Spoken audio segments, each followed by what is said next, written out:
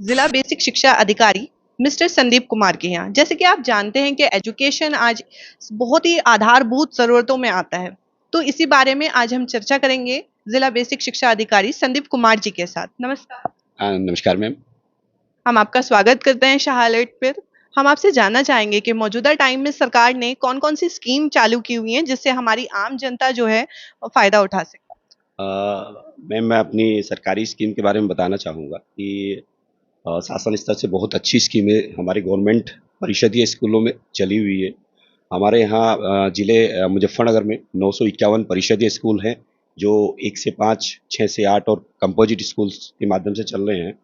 और उनमें सभी बच्चों को निःशुल्क फ्री ऑफ कॉस्ट एजुकेशन दिलाई जा रही है। सारे बच्चों को जो है निःशुल्क किताबें उपलब्ध कराई जाती हैं।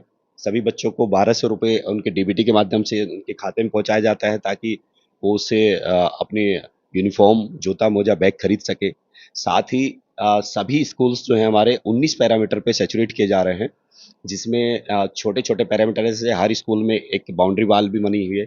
सभी स्कूलों को वेल टाइलिंगकरण किया गया है, अच्छे कमरे बनाए गए हैं, फर्नीचर सभी स्कूल्स में अवेलेबल है। तो इस तरह से 19 पैरामीटर पे हमारा सैचुरेशन का काम चल रहा है।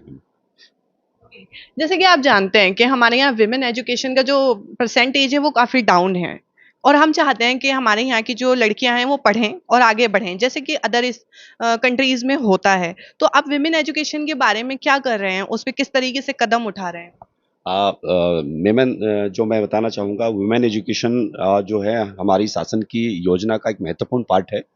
कोई भी बच्चा स्कूल से बाहर न रहे। जो हमारा बेसिक एजुकेशन है, 6 से 14 साल की उम्र के जितने भी बच्चे हैं, वो कहीं भी है, किसी भी स्तर पे हम उन्हें खोजने का प्रयास करते हैं और अपने स्कूलों में एडमिशन का प्रयास कराते हैं। उसमें चाहे वो लड़का हो या लड़की हो, सभी को, कोई भी बच्चा 6 से 14 साल का स्कूल से हम बाहर नहीं छोड़ते हैं।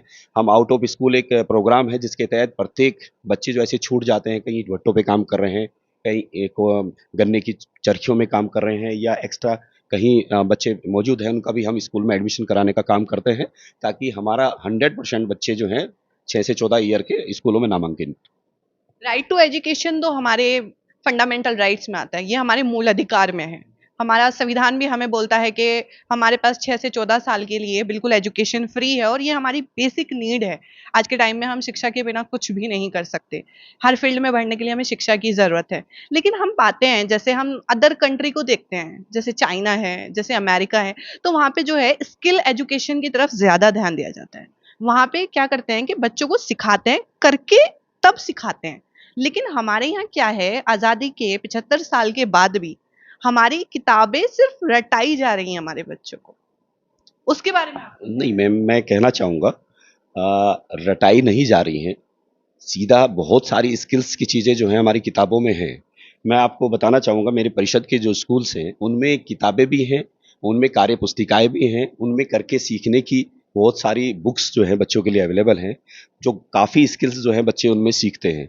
हमारे यहाँ साइंस किट, मैथ किट भी है, जो व्यावहारिक गणित भी है। हमारे यहाँ बच्चों को बहुत सारी चीज़ें जो हैं टीएलएम्स के माध्यम से, चार्ट्स के माध्यम से, एक्सपेरिमेंट्स के माध्यम से बच्चों को सिखाई जाती हैं। तो ऐसा नहीं है कि बच्चों को रटाया जा रहा है, बच्चों को सिखाया जा रहा है। इसके लिए समय-समय पर हमारे अध्यापकों का एफएलएन प्रशिक्षण भी होता है, कि हम बच्चों को जो है होलिस्टिक डेवलपमेंट करें। उसमें न सिर्फ़ बच्चे की एजुकेशन, बल्कि स्किल एजुकेशन भी है, उसमें स्पोर्ट्स भी है। सभी स्कूलों में जो है हमारा खेल का सामान भी मौजूद है।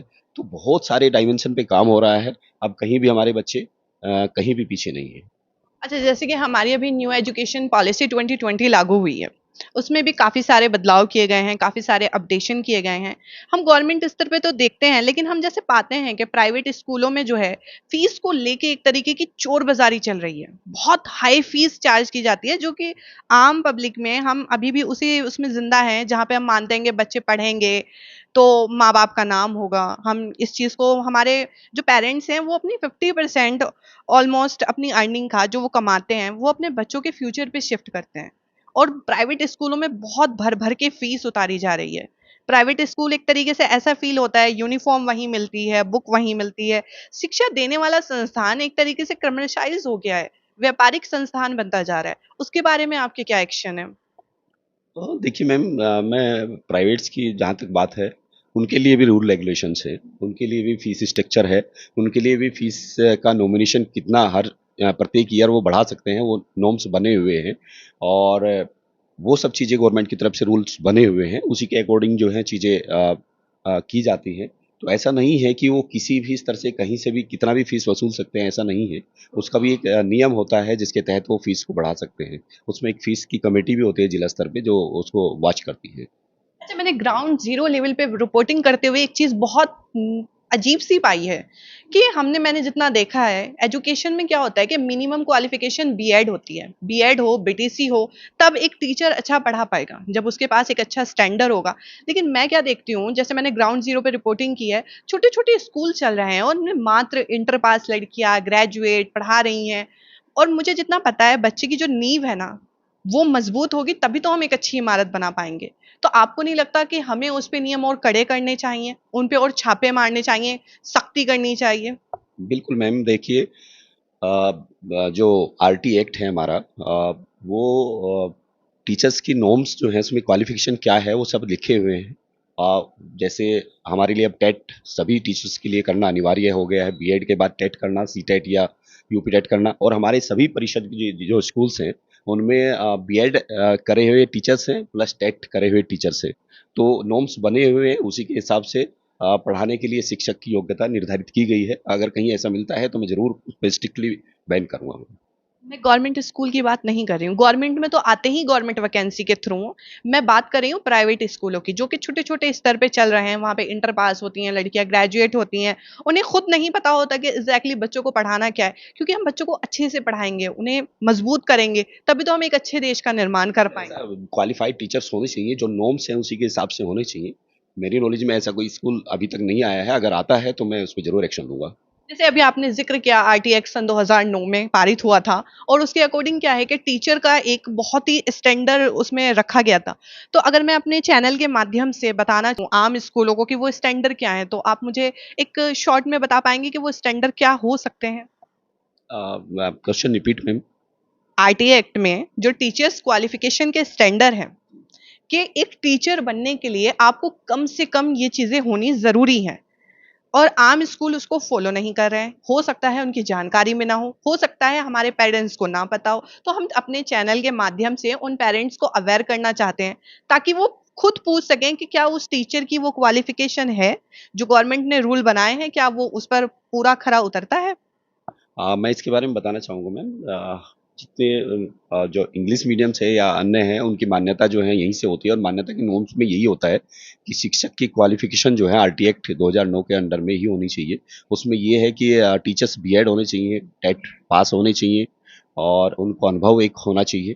तो वो नॉर्म्स बने हुए हैं, उसी के अकॉर्डिंग जो है टीचर्स रखे जाने चाहिए, और ये जिम्मेदारी संस्था की बनती है कि वो उसी नॉर्म्स के हिसाब से बनाए, और हमारी भी जिम्मेदारी है कि अगर कहीं इस तरह का है तो हम उस पर अच्छा, तो ठीक है सर, हम जानते हैं कि आप हमारे चैनल शाह अलर्ट के माध्यम से आम जनता को क्या संदेश देना चाहेंगे? मैं आम जनता को यही संदेश देना चाहूँगा कि 6 से 14 साल का जो यूनिवर्सल एजुकेशन, सार्वभौमिक शिक्षा देने का जो राइट है हमारे बच्चों का, तो कोई भी बच्चा बाहर ना छूटे स्कूल से।